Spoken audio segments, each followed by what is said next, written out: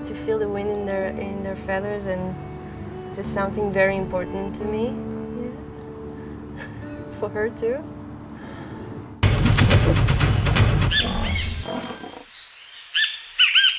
Lots of people think of exotic pets as lions and tigers and snakes, but a few animals go unnoticed and they're readily available all around the UK.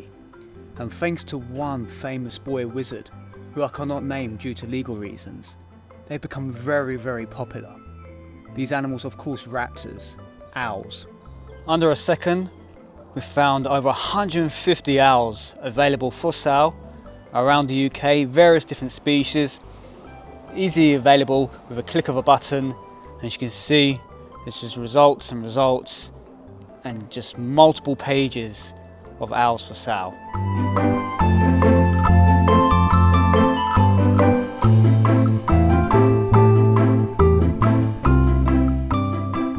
So I'm with Rachel and Lady Snowball, this beautiful snowy owl. So welcome, Rachel.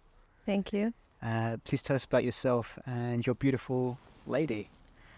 Well, I'm Rachel. I am living in London, and I'm taking care of this beautiful Lady Snowball for 2.5 years now. And what is her full name? Lady Snowball of Owlington III.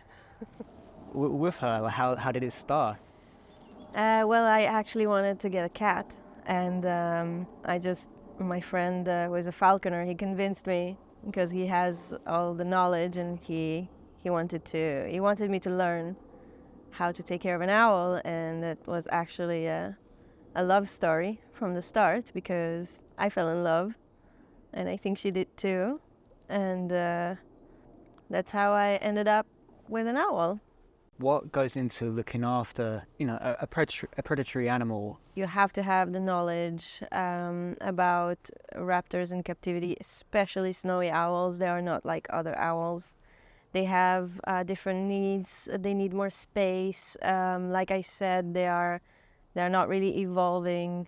They don't understand discipline. You cannot train them really like a falcon. For example, I free flew her for a period of time, and then for 2 weeks I didn't, and she forgot everything. Like, it could be frustrating. So yeah, so they need lots of patience and lots of good care, and you need to weight them to see that they are okay and they're happy and they need space.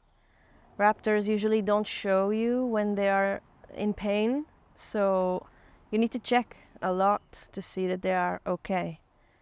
It's a natural instinct. They don't show anyone that they are in pain because then they look vulnerable in the wild and they don't want to be attacked. So that's clever and also challenging for us. And other things like we saw before, when she's stressed. So a bird should not be stressed. It's not good for her health, and it could really be devastating, and you can lose a bird if it's too stressed. Snowy owls' favourite prey are lemmings. They will take on a different variety of prey. They've been known to fish right out of the water. They can even take baby deers. So snowy owls have this beautiful camouflage.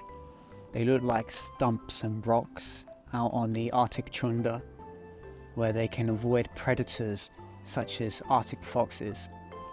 They are ground-dwelling birds usually. They will nest on the ground. I've seen in captivity lots of different species of owls, and I've seen and worked with snowy owls which are kept the same as other species such as great grey owls and barn owls, with just a tall aviary and not much space. I can see from your area she's got lots. Yeah. If you used to give advice to somebody, how would you tell them to adapt that if they don't have that space? If they don't have, get it, or don't get an owl, because it's abuse. That's what I think. They need space. They need to have space on the ground. They need to find their own corners, and she does also a lot of walking, so she needs this exercise. I see that, and that's why I let her half loose in this garden because she has lots of space and it's quite covered by the trees and from other big birds. I can see there's a lot of love and affection from you to her, and a lot of care and consideration and responsibility. Just talk us, for anybody who wants to keep a snowy owl or any owl, what is your day-to-day routine with her? So first of all, it's a commitment. If you get a snowy owl, you get a toddler for life, like I said. You need to weigh them and to bathe them sometimes, and to fly them, and to be with them, and to practice also the glove time. Because if you want her to feel comfortable with you, you need her to be comfortable with the glove, because it's part of you and it means food and security. So I've seen actually an owl that was afraid of the glove, and it was so frustrating for the owner because the owl would not come to the glove, so he would just leave food on the floor and it was just not working. So you need to spend time and you need to do some sacrifices and you need to really create the bond, and it's a constant bond with her, so she will always feel comfortable with you. And if she ever feels stressed, then when you're next to her, she'll feel comfort, and that's the most important thing. Did you know snowy owls' wingspan can be as wide as 6 feet? Did you know snowy owls are long-distance hunters? They can see almost for 1.5 miles to catch their prey.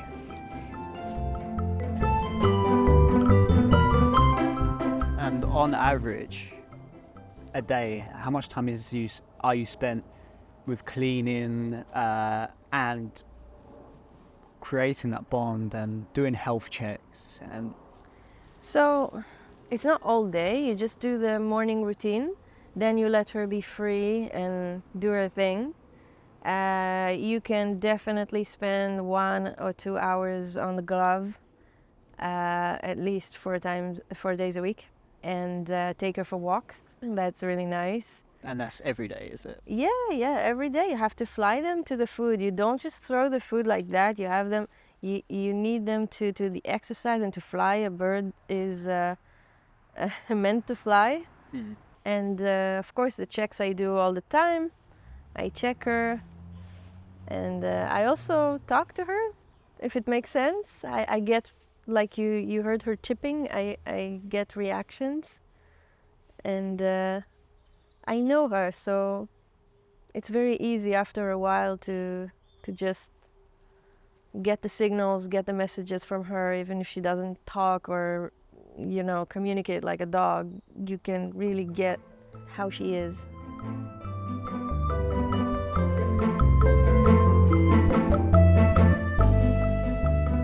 So this used to be a very it is still an old shed that I turned around to be an aviary. I put gravel. I took out all the old furniture that was there, and she had a lot of space to walk around. And I also put her a little swing. She loves it. You can see that she's sitting on it a lot because the poo area is right underneath. Now that it's getting warmer, I will take everything out. I will clean it completely. Every year I do it when it gets warm. Definitely need some cleaning with all the feathers. And it's very good because she has a lot of light and she can see almost everything. She's not endangered by other birds' feces coming down on her and could be infected with diseases. So she's covered, she's protected. It's very good.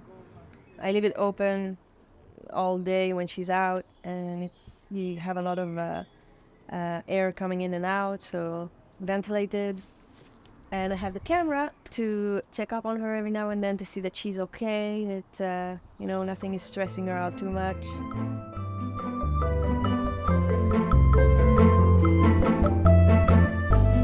How much, I'm asking, the average cost in terms of veterinary bills, pet insurance, food, Good question. So equipment? I mean, they need an aviary, so it could cost you, could be 1,000, 1,500 pounds for a good aviary. purchase. You should buy a few high and low ones so they can choose where they want to sit. Food, I would say 250 chicks per month. It depends, because when it's getting hot, so she'll eat like 4 to 6 chicks a day, sometimes 3 to 4. And when it's winter, she can eat 8 and 10 as well. 10 chicks a day. How important is it to give her whole chick feathers? Well, it is important to give her chicks because it's very good for her digestion system, to be able to digest, to take the meat and throw out the bones and the feathers, and also to give her a boost of protein. So I'm also giving her mice. We're here in the UK. It's not too hot today, but we do get hot summer days. Is she adapted for our warmer climate? Well, she is. She will get used to it. I will make sure to make it as comfortable as it can be for her, do the weather changes, and if it gets too hot, I will bring her inside, or I will keep her in the shades, and of course give her a bath. Like I'm using the mist, and I'm watering her. She loves it, and it's refreshing, and she loves the bath. So I just leave her in the bath, and she's enjoying it. So I can see when she's really panting and she's hot, I know what to do. The thing is with snowy owls, and I guess all owls, it's just that they adapt to the weather. So when it will get hotter, I will see that she will shed more of her feathers and she will prepare herself for the hot weather. Snowy owls are found in the Arctic Circle, but they can travel vast distances, go further south, as far south as northern India, Israel, and they can be found here in the UK as well. And with the anklets around her feet and the jesses, sometimes she may, as we've seen, jump forward and hang upside down. Does that have any effect on her? No, not at all. She doesn't feel the pain. This is just her way of forgetting she's tethered. The nerve system starts a little above the feet, so she can't feel cold when they walk in snow, and she can't feel this here when she's dangling. It doesn't hurt her. If somebody's got a full-time job and they're working 9 till 5, 9 till 6, have to get ready for work, travel to work, maybe have a child, likes to travel, keeping an owl. You could definitely get a poster of an owl in that case, yeah. Definitely. There are gorgeous posters, but don't get a real one. If somebody is watching now and they set their heart on getting a snowy owl, they have the money, what would you, and the time maybe, what would you recommend as your number one advice? Number one is to go, that's what I did. That's what I think is the best, is to go to a bird center and just get at least one course. So you have the basic knowledge and you have the idea of what it means to get an owl. Because you have so many people who just want it, and then when they get it, they realize, oh my God, it's so much work, and then they neglect it, or they give it away, and then it's just not good. So, like everything in life, if you are doing something big, do your research, go to a bird center. If it's 3 days of a course, do it.